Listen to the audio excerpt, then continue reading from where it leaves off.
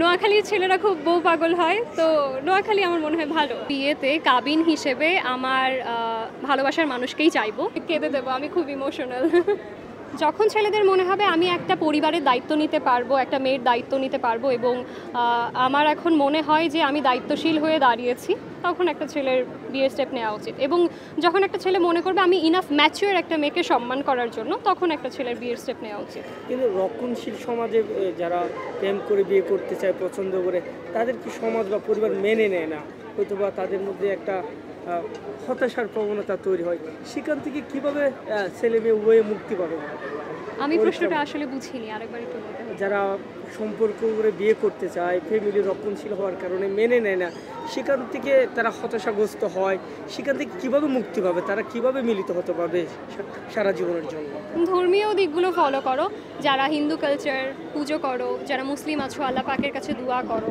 দোয়া সবসময় ভাগ্য পরিবর্তন করে দিতে পারে। আমরা জানি আমাদের ভাগ্য 40,000 বছর আগে থেকেই লিখিত আছে এবং লিখিত, যেটা দোয়া দ্বারা পরিবর্তন করা যায়। যদি খুব কষ্টে থাকো দোয়া করো, দোয়া করলে আল্লাহ পাক অবশ্যই সফলতার দিকে নিয়ে যায়। আচ্ছা আপু, এখনকার সমাজে আমরা দেখি যে বিয়ের সময় যে পরিমাণের দেনমোহর ধার্য করা হয় সেটা অনেক সময় পরিশোধ করার মতো স্ট্যাবিলিটি অনেক ছেলের থাকে না। সেই জায়গা থেকে আপনি যদি কখনো বিয়ে করেন, আপনি কি কত টাকা দেনমোহর চান? আপনি যদি একটু আমাদেরকে একটা ধারণা দেন। আমি আমার বিয়েতে কাবিন হিসেবে আমার ভালোবাসার মানুষকেই চাইবো। আমি চাইবো যদি আমাদের কখনো বিচ্ছেদ আসে, আমি যেন সেই বিচ্ছেদে আমার ভালোবাসার মানুষকেই পাই। সেই ভাগ্যবান মানুষটা কি? দেখি যদি দেশে বা দেশের বাইরে আমার যদি মানসিকতার সঙ্গে মেলে, অবশ্যই আমি সকল প্রেসকেই জানাবো। আপনার কি আসলে দেশের বাইরে এরকম কেউ আছে ফ্রেন্ড হয়ে বা সারা জীবনের জন্য?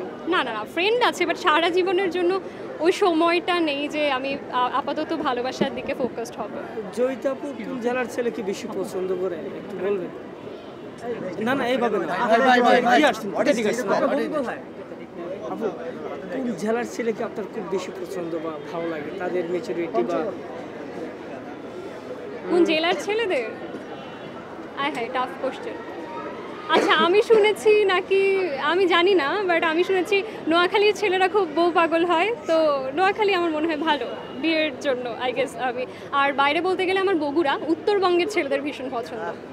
ব্রাহ্মণবাড়িয়ার ছেলেরা কি দুষ করছে? ব্রাহ্মণবাড়িয়া হুট করে বকা টকা দিয়ে দেবে আমাকে, ভুল টুল করলে আমি কেঁদে দেবো, আমি খুব ইমোশনাল। হ্যাঁ, ব্রাহ্মণবাড়িয়া ভালো, মাশাআল্লাহ ভীষণই ভালো, বাট বিয়ে করলে যদি আমাকে বকে, আমি শুনেছি ওরা একটু বেশি মারপিট করে থাকে আসলে, তো যদি আমাকে বকা দেয় আমি তো খুব কষ্ট পাবো। খারাপ কোন জেলার ছেলে আপনার দৃষ্টিকোণ? খারাপ কোনো জেলার ছেলেই নয়, খারাপ হলো মানসিকতা থেকে আসে, সারাউন্ডিং থেকে আসে। তো আমার মনে হয় প্রত্যেক জেলায় খারাপ মানুষজন আমরা দেখতে পাই, বেশি খারাপ কোনো স্পেসিফিক জেলা আমি বলবো না। আচ্ছা জয়িতা আপু, বিষয় হচ্ছে বর্তমান সময়ে আমরা বেশ কিছু আপনার ক্লিপ দেখি যেগুলো বেশ আলোচিত হয়, অনেক ছেলেরাই পছন্দ করে, বিষয়টা কতটা এনজয় করে?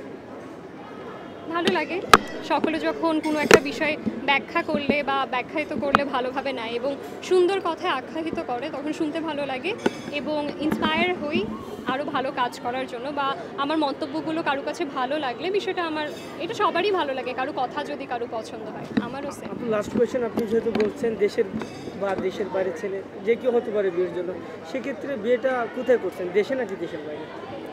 বিয়ে তো সেনাকুঞ্জে করতে চাই, আপাতত এই প্ল্যানটাই আছে।